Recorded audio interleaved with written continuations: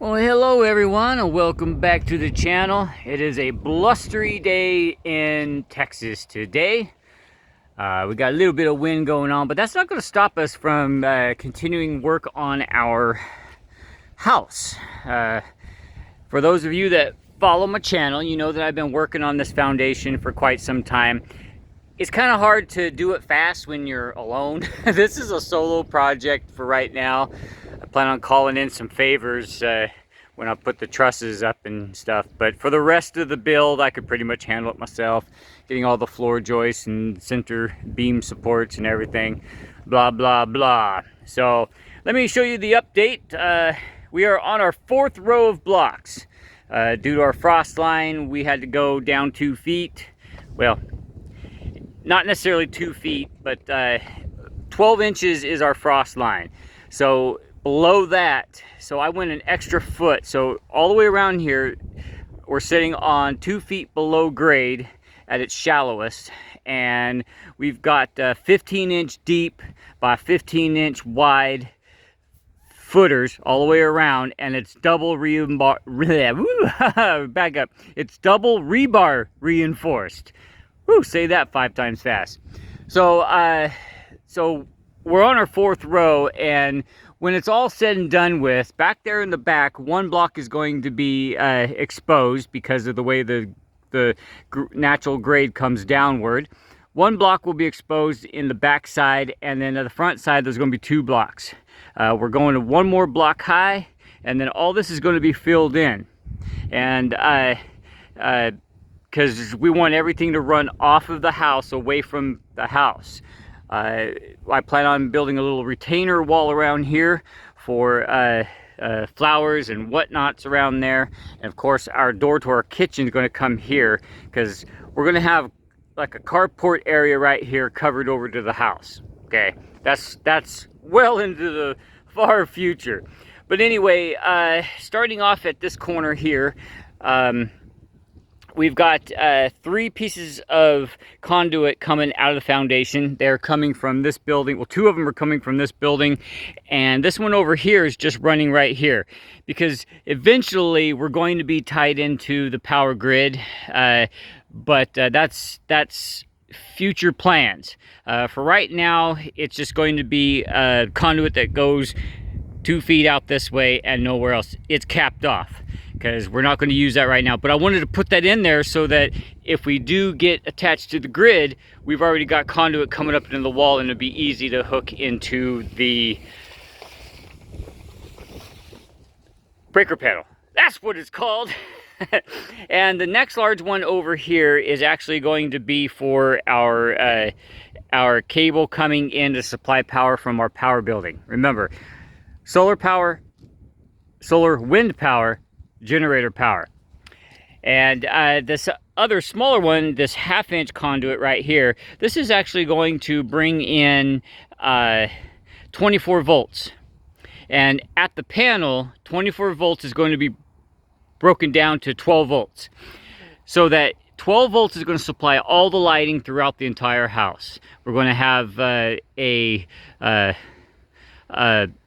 system in the middle of the house that is going to boost the 12 volts so that we can continue to supply power throughout the entire house.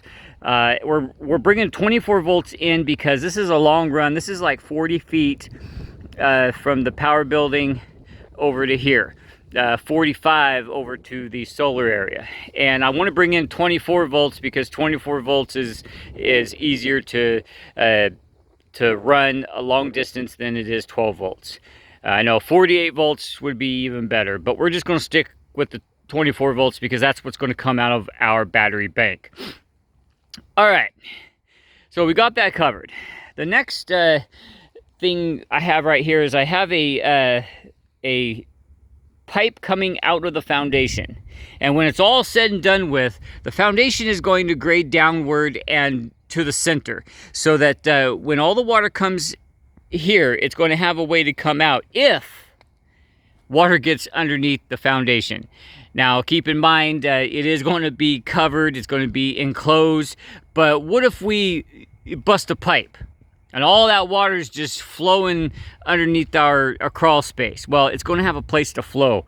It's going to come out into the weeping system that's going to be in here to carry water away from the foundation. All right, so we got that covered. Now, we've got the 4th row all the way over here, and it is perfectly level. So, so I'm very proud of myself there. And we stopped right here. So we have maybe 60 feet left to go on the 4th row. And today I'm going to be finishing up all my blocks. I'll have to go get a couple more pallets of blocks to do the 5th row, but that's no problem. And we're going to be coming over this pipe. This is the sewage line that's going to bring sewage into the septic tank, which is going to be installed back in here. Okay? And I'm going to design and build that myself, so that's going to be interesting. So definitely stay tuned. You're going to love that one. All right, so this here is a 3-inch sewage line, and it is going to drop a 1/4 inch for every foot. My research says that is the proper drop for sewage line to keep flowing freely. So let's hope that's right. So 1/4 inch every foot. You professional guys can tell me if I'm wrong, but that's the research I did. All right. After all, we don't want it too steep and then it's going to be shooting off into the septic and bust a hole in the side, right? That's a spicy meatball. Okay, so anyway, we're going to keep coming down here until I put in my last block. Okay, and it actually makes perfect sense to stop here because this here's my ramp to get my excavator in and out of the foundation. I've got this built way up so that it doesn't damage any of my blocks. So we still have that covered, and that's why we're going to stop there. And then we're going to get the excavator and we're going to finish leveling this, or actually grading it to where it comes down and inward at the end there, because again, we want all the water to flow to that pipe, that drain pipe. And then on the 5th row, when we start doing the 5th row, we're going to have foundation vents, 1 in the middle on the short sides, and we're probably going to have 3 along here because you want it at the top. Because when you put your seal plate in over that, you want your vents to be at the highest point because that's where all the heat and that's where all the humidity is going to be, okay? And you want it to vent from the top.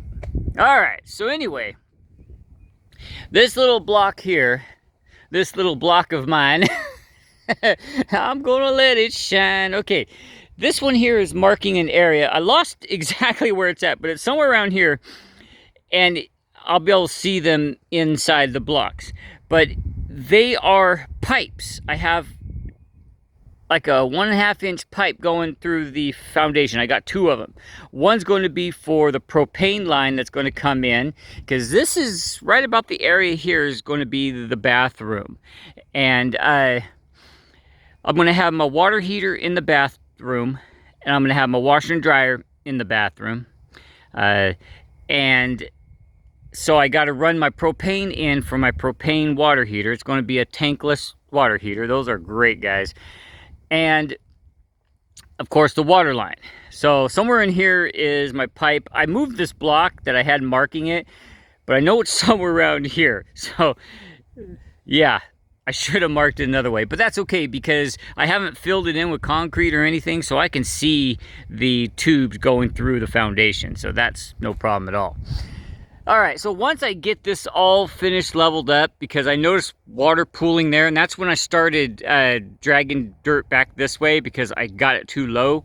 And then that's when I had an issue with my excavator. The damn thing threw a track and damaged it. So if you've got one of these excavators or an excavator period, just make sure that you keep tabs on how loose those tracks are, because I screwed up, guys. I did. I screwed up big time. Oh, but that's okay. I have some on order. They should get here Monday or Tuesday, and then we can get back to work. So yeah, that's where we're at right now. As soon as we get the 5th row done, and I'll probably even put the seal plate on, that's when we're going to start digging holes for our piers so we can put our beams. A lot of people will put 2 beams in, you know, quarter, you know, break them up. But we're actually doing 3. We're going to do about 7 or so feet in. I've got it all drawn out on my plans.